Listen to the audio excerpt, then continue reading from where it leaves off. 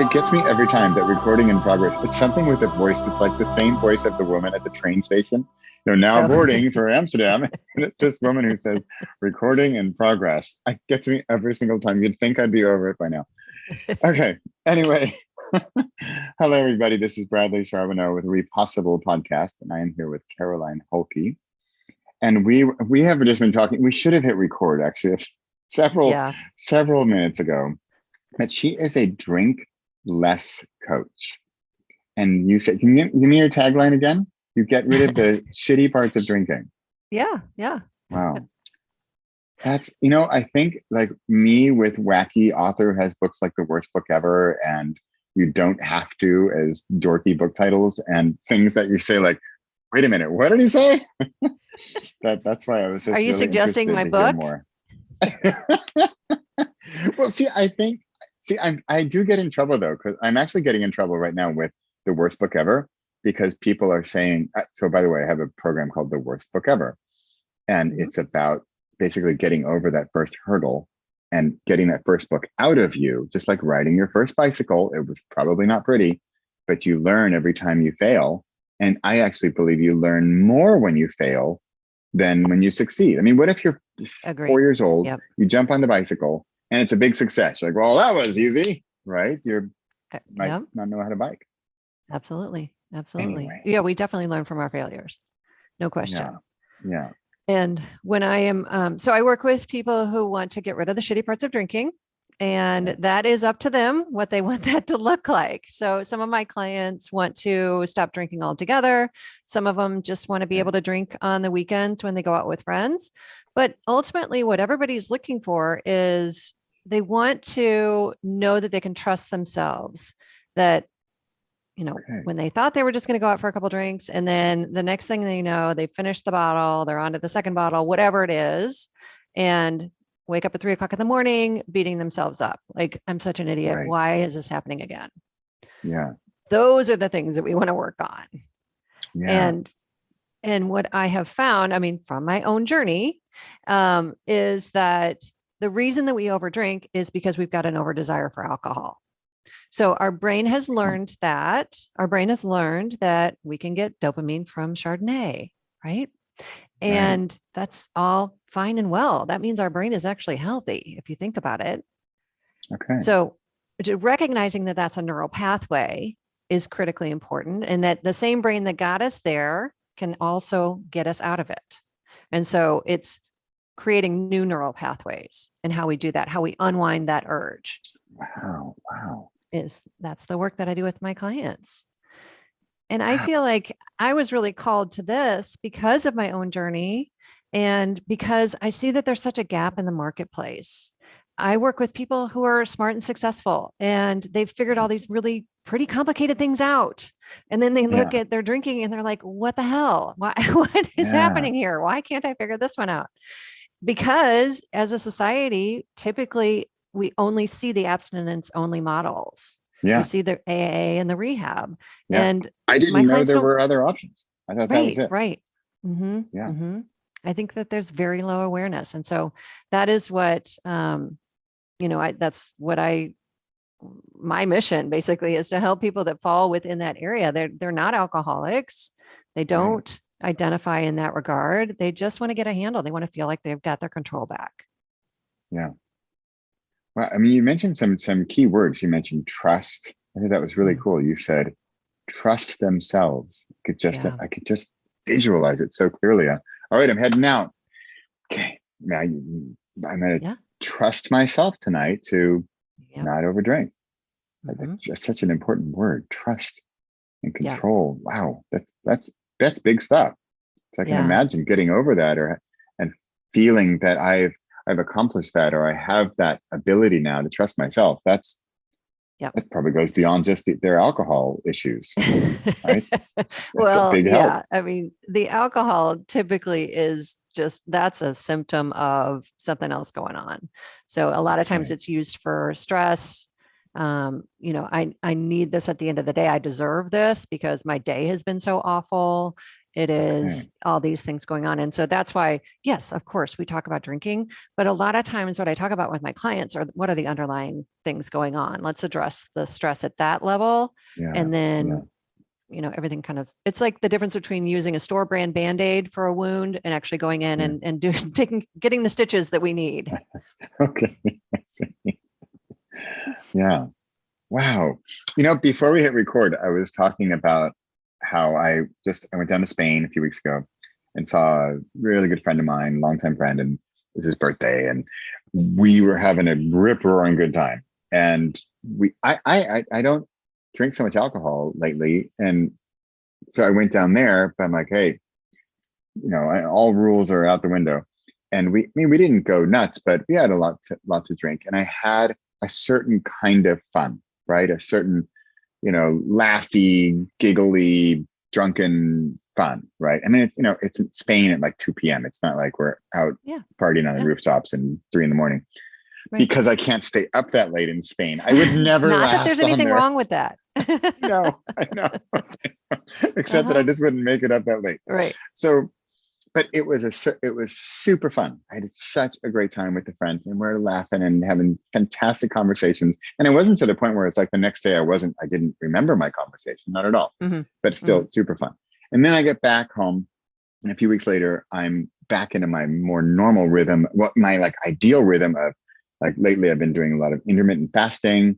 And so I won't eat past 4 p.m. and then I sleep better and more efficiently. So I have less sleep, then I'll have a meditation, and then ideally I will go create. I will record or video or write.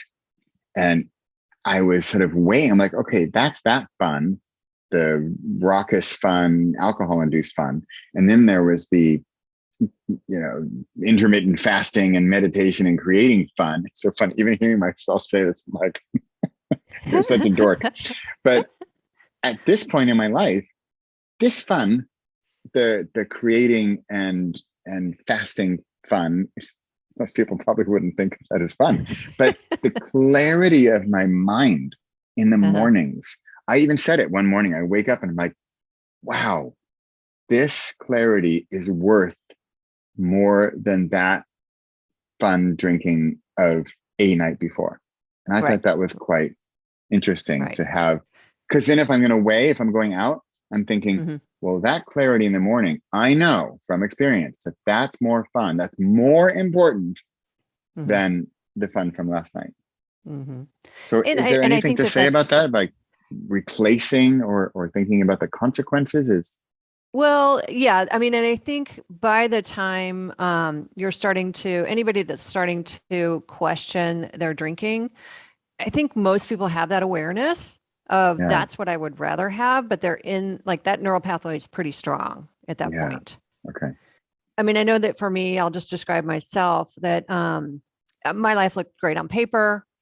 I happily married, 2 kids, the job, all that kind of stuff. But I felt like something was kind of off. I felt like I was driving with the emergency brake on almost.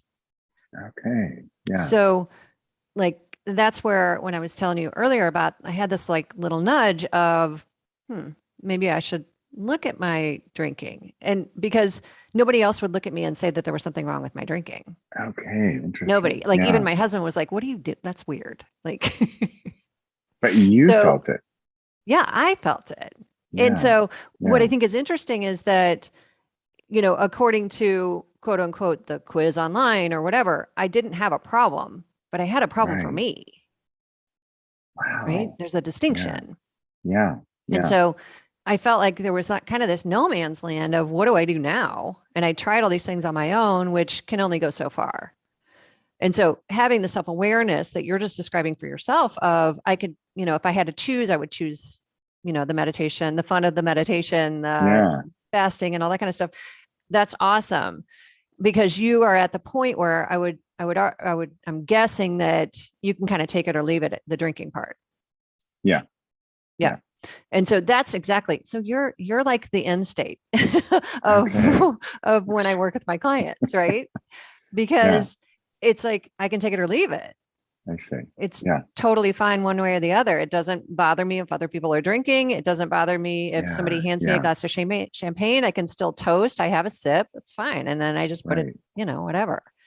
It's like, it's different than how it used to be, where like I needed that glass of wine Oh yeah. at 5 Me o'clock too. when I got home Yeah. because my day had been so awful, but I didn't realize my day had been so awful because of the wine I'd had the night before.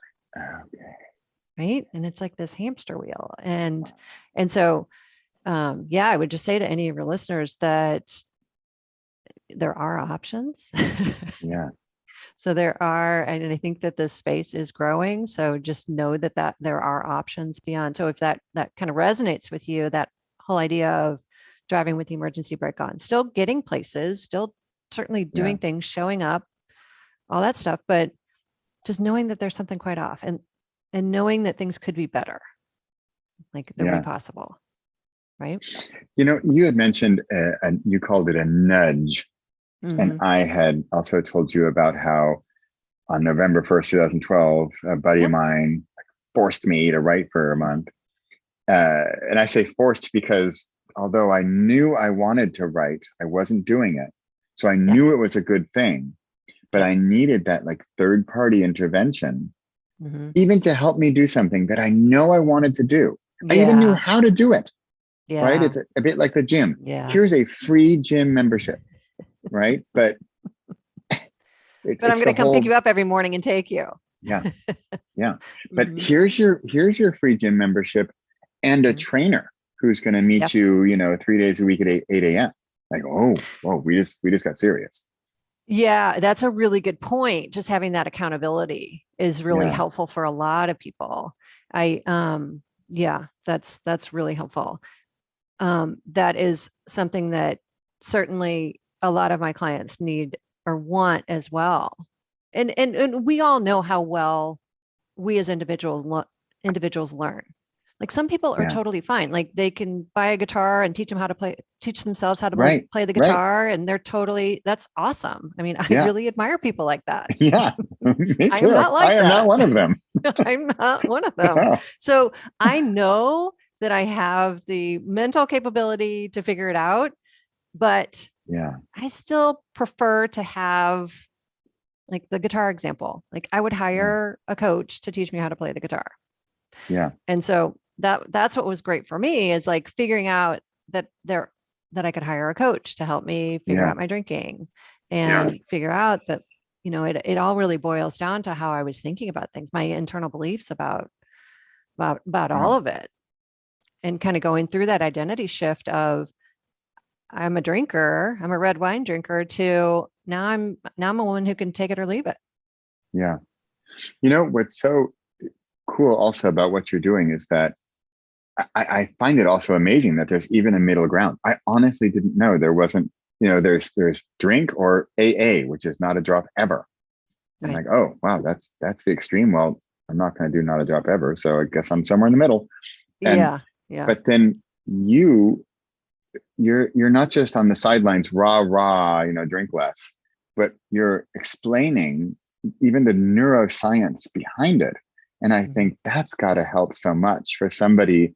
It's not just you're saying, slow down on the drinking there, mister, which how much is that going to help? I don't know. Yeah, It might no, help a we all little. know that, right? We all know. It's just Yeah. like, And yeah, we know yeah. every diet. Yeah. Yeah.